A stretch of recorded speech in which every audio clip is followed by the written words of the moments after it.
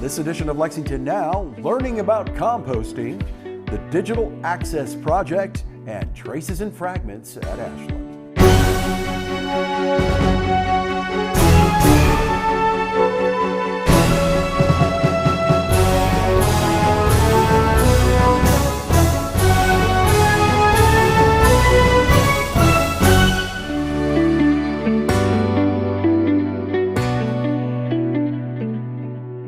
I'm Neil Noah. Welcome to Lexington Now for the week of March 4th, 2024.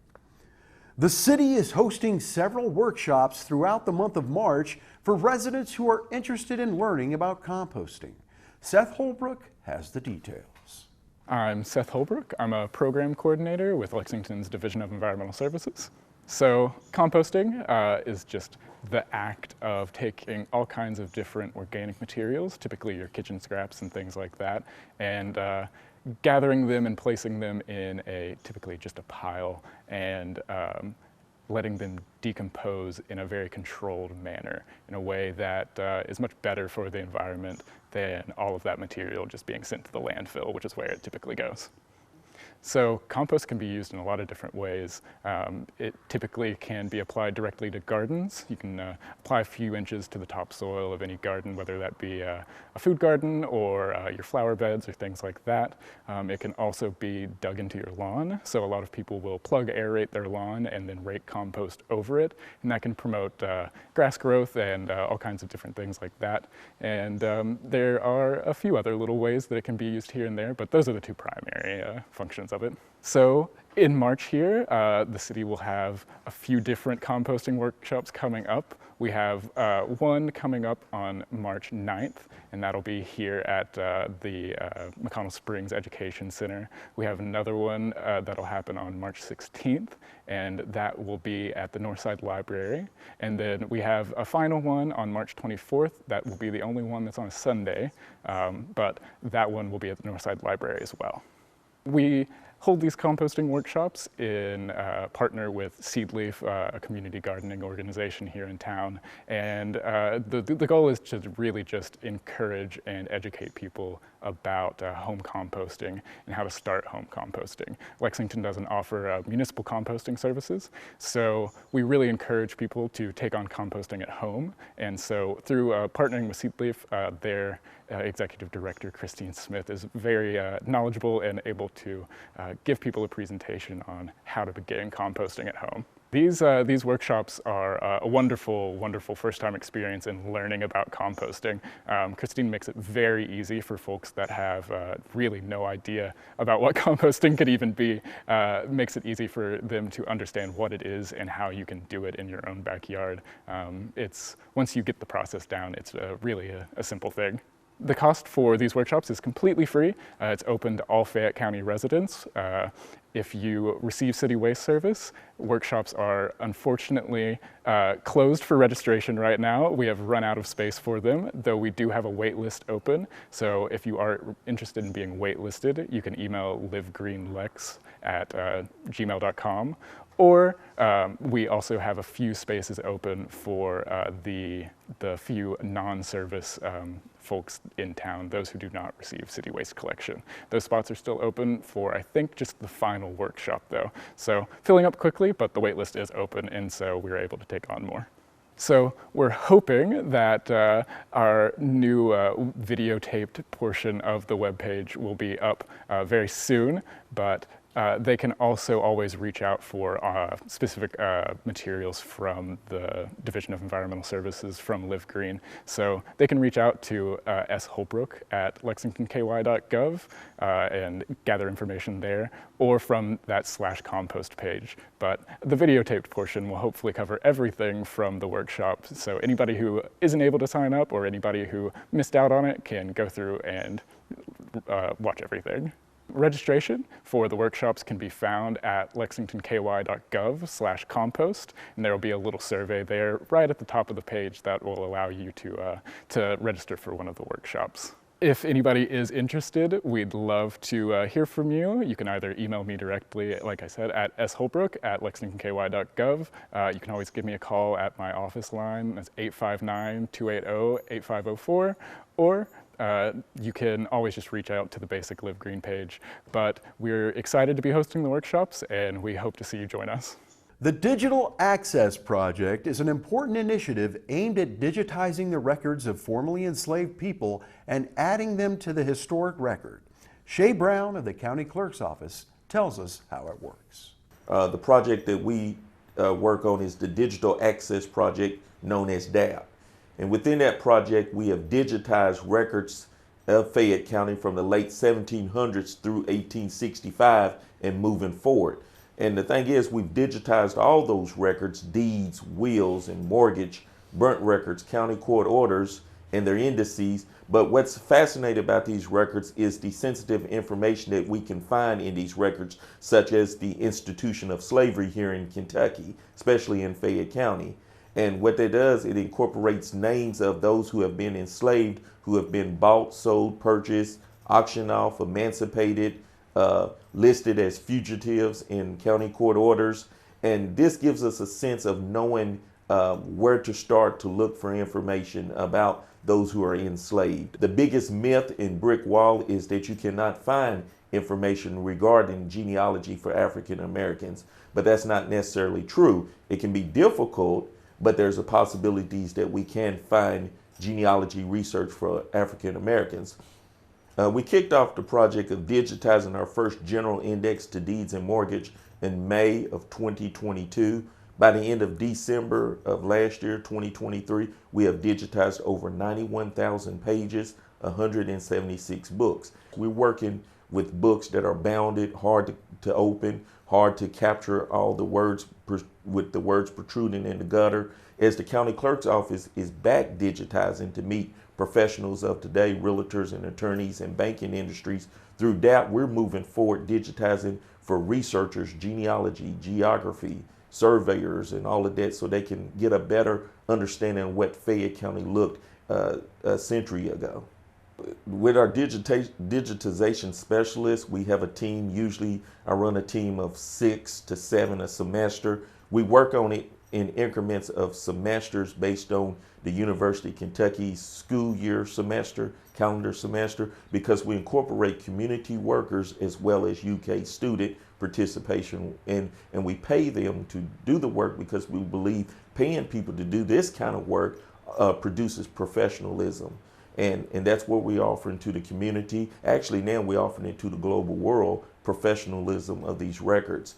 We try to work in pairs of 2, and that's kind of check and balances. One digitizes, one perfects and looks at the image. We verify them, and then we have to put them online and get them made available through our online portal.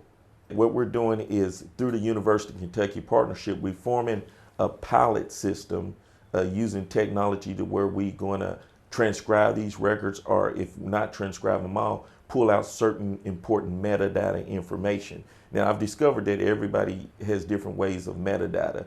To a geographer, they want certain information. To a historian, they want certain information. So, but yet the record's there.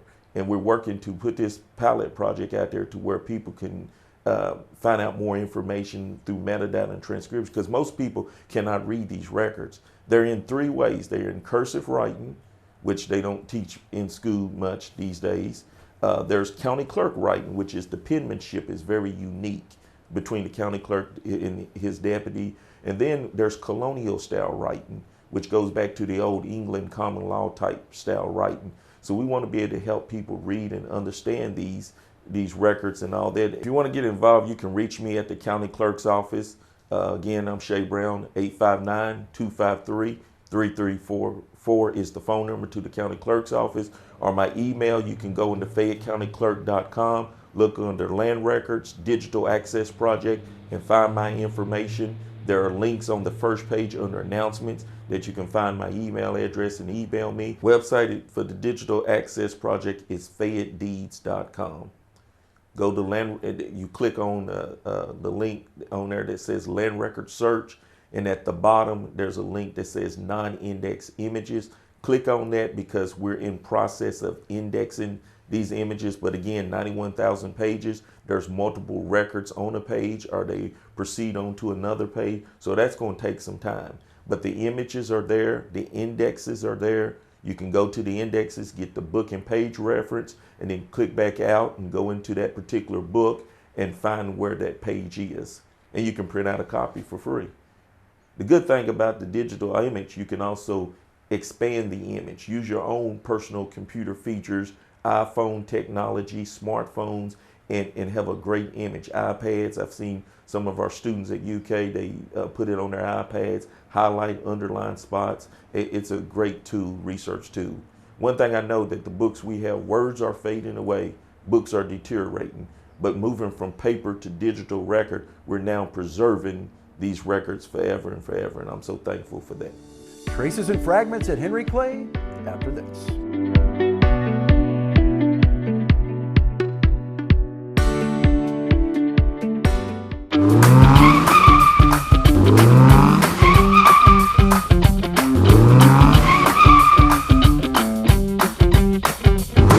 Hello, I'm Lieutenant Chris Van Brackle with the Lexington Police Department Traffic Unit. Today we are talking about disability accessible parking and the aisles between those parking places. Accessible parking is a valuable and necessary resource for people with disabilities, and that includes the striped area next to accessible parking spots. These are access aisles, and it is illegal to park here even if you have an accessible parking permit. Police and Lex Park will write tickets when they see vehicles parked in an access aisle or parked in an accessible space without a placard, and the fine is $250. Know where and where not to park. Keep the access aisles clear. Thank you, and drive safe.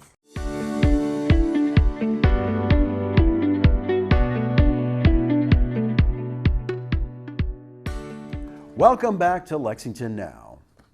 Ashland, the Henry Clay Estate, has added to its exhibit exploring the lives and contributions of the enslaved people that lived there.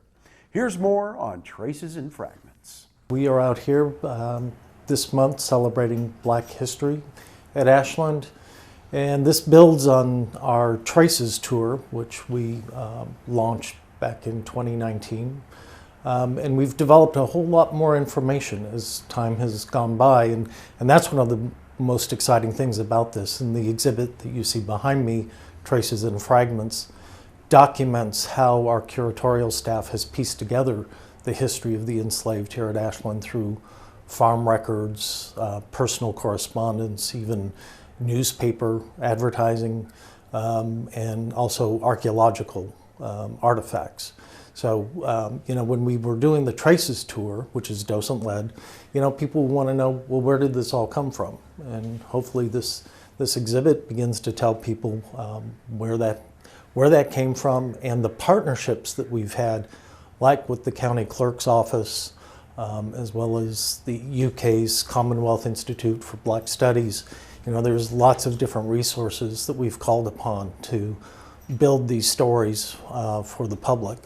And we're doing an open house on the 24th of February, which really launches sort of a Black History tour that's a little different from our Traces tour. This one explores the lives not only of the enslaved, but also the Black families that were employed post-emancipation by descendants of Henry Clay.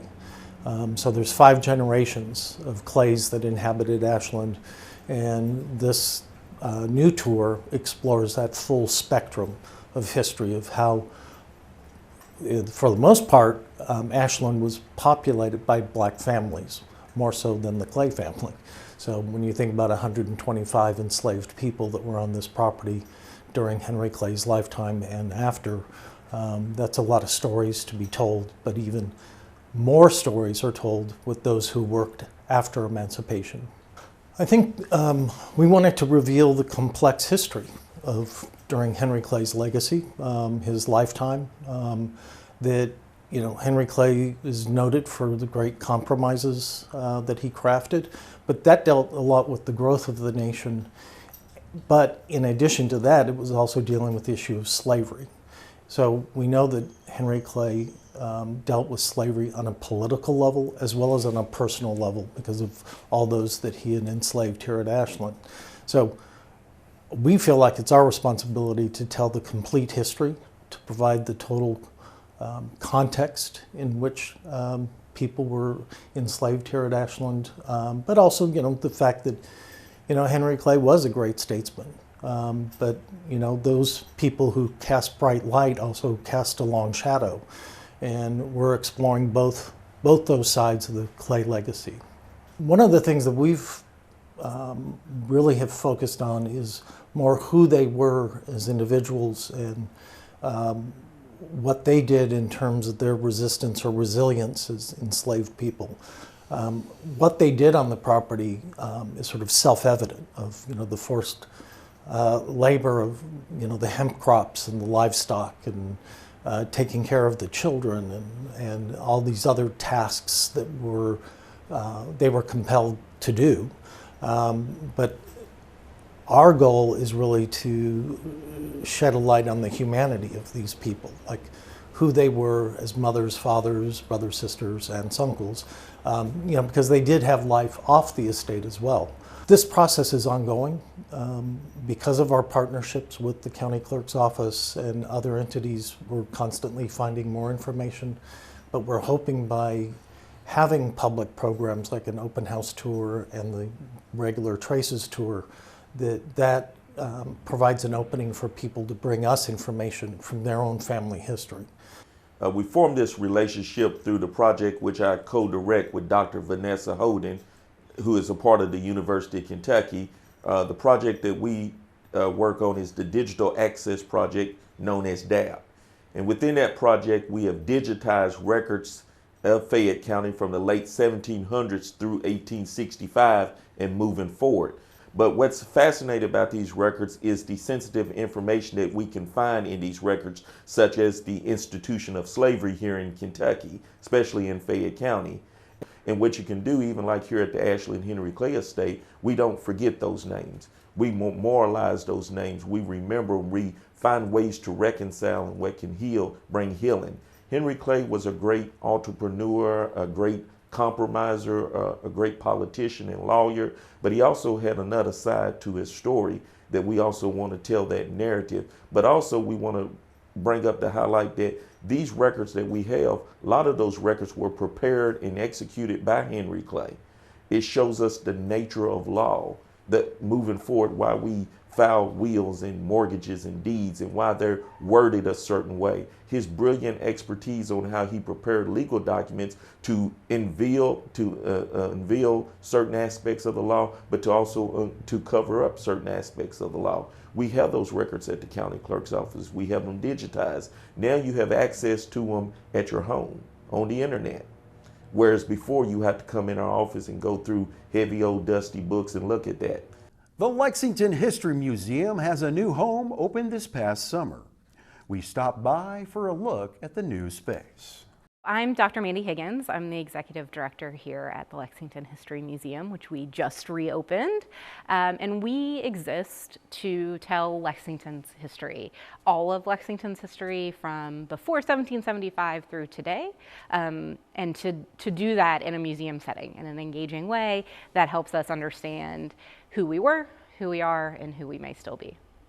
Thanks to the leadership of Mayor Pam Miller in 1998, we were established under a charter with 4 founding members. We spent the first 10 years or so of our life in the old courthouse on Main Street. And then in 2012, as we all know, mold, dust, and asbestos and all kinds of things that make you sick were found in that space. And so it was no longer safe for us to be there. The objects, the people, it just wasn't the appropriate place. So we were closed for about 10 years. And then thanks again to the city and to the leadership of council and to Mayor Gorton, we have a 3-year startup grant, and that allowed us to move into this space, the Thomas Hunt Morgan House at 210 North Broadway. This building is stewarded by the Bluegrass Trust, but it has a long history. So the original townhouse was built in 1869 by Charlton and Ellen Morgan, who there's a long history, and Bluegrass Trust can tell you all about it, or you can come to the exhibit and learn. But eventually it was deeded to the Women's Club of Central Kentucky in 1965. And so this has been a space that has sort of shaped Lexington in a lot of ways, and to then turn it into a museum, to make it a truly usable space for the city, and to work in partnership with our friends at the Bluegrass Trust is just really excellent. So the public can come Thursdays and Fridays 12 to 4 and Saturdays 10 to 4, and they will experience what we're calling a get your toes wet Lexington history. So our job, our goal is that when you come in, you will learn something new about Lexington. You'll get a chance to explore it, but we're not here to give you the deep dive about Henry Clay. Right? That exists at Ashland. We're not here to give you the deep dive where those deep dives exist elsewhere. We want to go and to talk about things in Lexington that don't necessarily have a place where they're being held at the moment. So you'll learn about IBM and the ways that it transformed the city. You'll learn about Thomas Hunt Morgan himself, the first Kentuckian to win a Nobel Prize. You'll get to touch hemp that's already been processed. So that's what we're looking to do. And then if you want to learn more, we want to help you learn more. So it may be, we'll say, oh, you are really interested in whatever clay person. It may be, go see our friends at Ashland. Or you are interested in something that we know is held at the University of Kentucky, and we can send you there to learn more. So we will be hosting field trips and group tours. We're not an event rental space necessarily, but we can talk to folks if they're interested in partnerships or collaborations that would make sense with the museum. We will schedule tours Monday through Saturday, though we encourage you to think about Monday through Wednesday when we're not open to the public to have more of a private tour, and definitely a field trip. We depend on a cadre of volunteers and a board. We do have an intern every year. So if folks would like to volunteer, we're always looking for volunteer docents, people to help us with archiving and cataloging our collection and describing our collection. So we would love to, and you can learn more about that on our website at lexhistory.org. We really hope that Lexington will embrace us being back open to the public, and we hope you will come see us. Thursdays and Fridays 12 to 4, Saturdays 10 to 4. There is an admission fee. You can find all of that information at lexhistory, lexhistory.org. Please come see us. There's a busy schedule of live gavel-to-gavel meeting coverage we're bringing you on Lex TV and streaming on our website this week. And remember, you can find all of the most accurate and up-to-date information on all city business at lexingtonky.gov. Here's this week's meeting coverage.